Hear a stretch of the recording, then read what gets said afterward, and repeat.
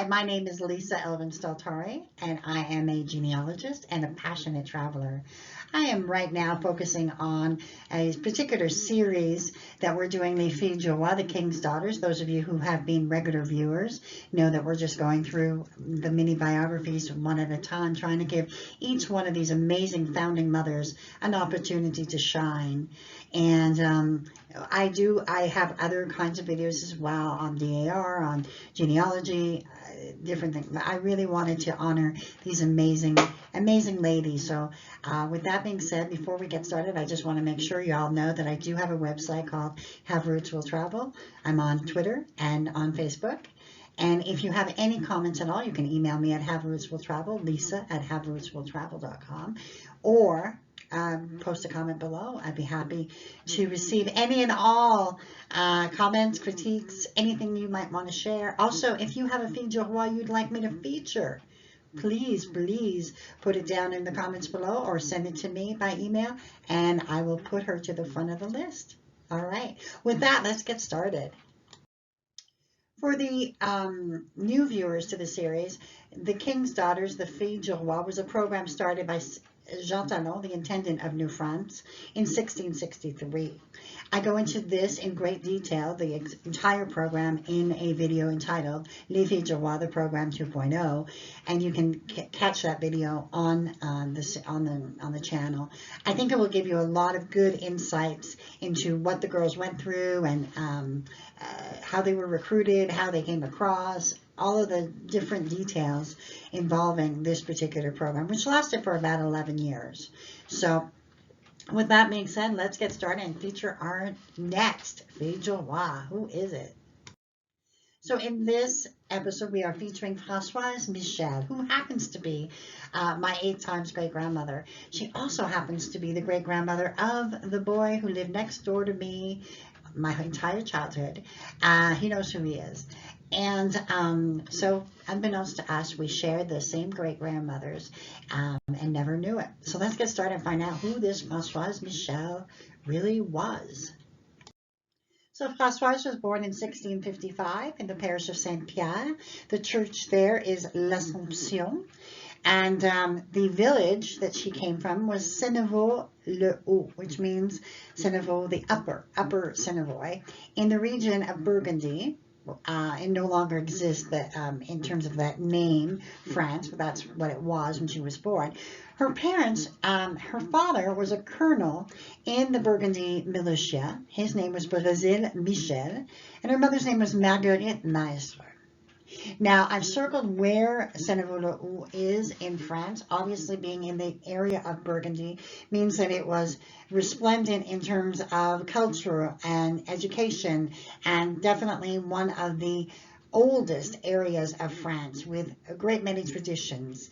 And that is the area that Françoise would have come from. This picture that I have on the bottom is of Senneval-le-Haut now. It is absolutely picture perfect.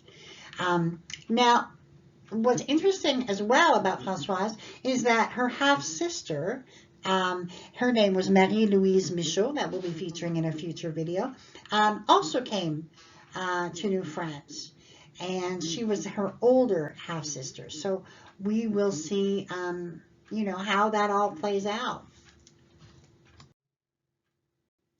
So at age 15, she loses both parents, and she leaves for France on the ship La Nouvelle France, arriving in Quebec City on July 30th, 1670. As I mentioned before, her sister Marie-Louise Michaud was also on that ship.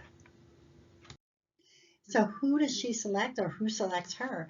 His name is Gilles Dupont, and he comes from a small village, Biencourt, which an exact English transaction would be good court. And it's found in the department of Somme in the region of Hauts-de-France in France. This region is found in that northwestern part of France in an area known historically as Brittany. When I started studying this area, I swear to you, it was like seeing a completely different country, which to my thinking, Brittany really was.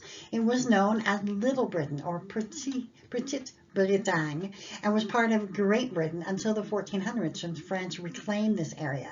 By the time Gilles was born, it was firmly in the hands of France, but Brittany remained independent in terms of government and purpose, even speaking a different language, Breton and Gallo. Understanding Brittany would probably take an entire series, but I would urge you to read up on it. And if your ancestors come from this area, it really is amazing. So I got to learn because my ancestors come from here. The small village of Biencourt can include as its notable people Jean de Biencourt, who was instrumental in creating the area of Port Royal in New France. This is an area of New France known as Acadia. His son Charles de Biencourt would become governor of Acadia, so they had links to New France. The church at Biencourt was built in 1470, and it still has the stained glass windows that date from 1500 and 1627. Very, very historic place. So I wasn't able to find the records of their marriage, but this is an analysis done by the Quebec database FDR, and we have Gilles Dupont and Marie Francoise Michel. So it lists their parents, and the marriage took place August 10th. 1670. Do you remember on the slide when I said when she came? She came July 30th. By August 10th, she's getting married. That probably is a record. And also, she was really young. She was like 15 years old. So it's really fast. That's all. It's very fast. So it's possible that, I don't know. I just have this feeling like, was he waiting for her? Did they know each other? It's just, obviously was waiting on the boat. The classic picture of Les Filles du Roi, they come off the boat and the man's waiting and he goes, I want that one. And that's what I think, Let me know if you know any other information. So Gilles and Françoise would settle in an area called Cap de la Madeleine. And let's give a little bit of a history on Cap de la Madeleine. It was founded in March 20th, 1651, and it was named by Jacques de la Ferté, who was the abbot of Saint Madeleine in France. The city is famous for its basilica, the Basilique Notre-Dame du Cap, dedicated to Our Lady of the Cape. The basilica receives thousands of pilgrims and visitors each year. Pilgrims are really drawn to this area because it's the site where 2 miracles were performed, it is believed, by the Blessed Virgin Mary. The first being the miracle of the ice bridge, and they actually call this, and you can research it, and the other being the miracle of the eyes. The first official pilgrimage occurred here in 1883 and consisted of roughly 150 people who traveled to the location by foot. Just amazing. This site is considered to be the first pilgrimage site in North America, excluding Mexico. During World War II, the Royal Canadian Air Force built and operated the number 11 Elementary Flying Training School as part of the British Commonwealth Air Training Plan. So you can see the beauty. This is the Basilica. It would not have existed, of course, when Gilles and Françoise, but if you make your own pilgrimage to this area, this is definitely something to see.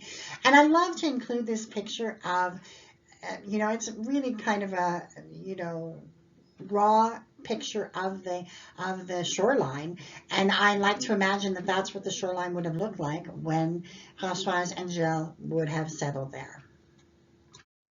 Let's have a look at the family that Gilles and Françoise created. Marie-Françoise marries Louis Chef de Vigne, dit La Rose, and has 6 children, all of whom make it to adulthood. Marie d'Arbre marries Jacques Julien d'Aragon and had 5 children, all of whom make it to adulthood. Marie-Anne marries Denis Huet Laviolette and had 5 children, none of whom made it to adulthood, unfortunately. Upon Denis' death, she marries Michel Masson and has 7 more children, 3 of whom make it to adulthood, and thankfully their last child, Marie-Louise Masson, lived and had 15 children, which permitted me, okay? And also, as a side note, I remember when I said that the boy next door and I were we shared the great grandmother of Françoise Michel. Well, it turns out in my research, I'm announcing it to him here in this video, that we would continue to be related throughout the lines until the great-great-grandchildren of Françoise Michel and Marie-Joseph Lassicotte with Marie-Joseph Ayotte. And it's at that point that our lines actually split, about the fourth and third generation. So our great-great-great was pretty close, and there we were, side by side, living next door to each other and not knowing how closely we were related on that particular line. And then their last child, Marie-Joseph, marries François Malboeuf and has 2 children, both of whom make it to adulthood. Upon his death, she marries Joseph Proulx and she has 7 children, 5 of whom make it to adulthood.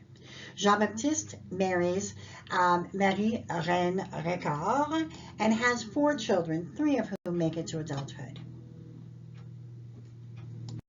Seemingly without warning, Gilles would pass away December 24th, Christmas Eve of 1683, at the very, very young age of 47. And he was buried the very next day, on Christmas Day, 1683, in the cemetery of Cap de la Madeleine. And the beginning of a new life. Françoise would meet and marry Paul Hubert, who was from Paris. They unfortunately would only have 8 years together before he too would pass away. Françoise would herself pass away in Quebec City on November 17, 1698. She's buried at the Basilique Capitale de Notre-Dame de Quebec. She was only 43 years old. She had, however, outlived 2 husbands and had given birth to 5 children. And although her life was short, you can see that even the shortest of lives makes an imprint on other lives, because if it hadn't been for Françoise, myself and the boy next door wouldn't be here.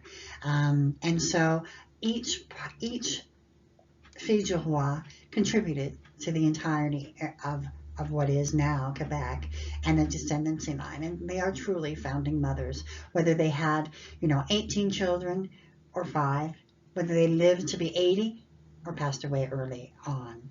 So for that, we thank you, Françoise, and great-grandma, and we salute you and your contribution to history. And with that, we end another episode of Les Filles du Roi. We will see you on the next episode, which I believe will be episode number 45, and we will explore another Fille du Roi. Until then, au revoir.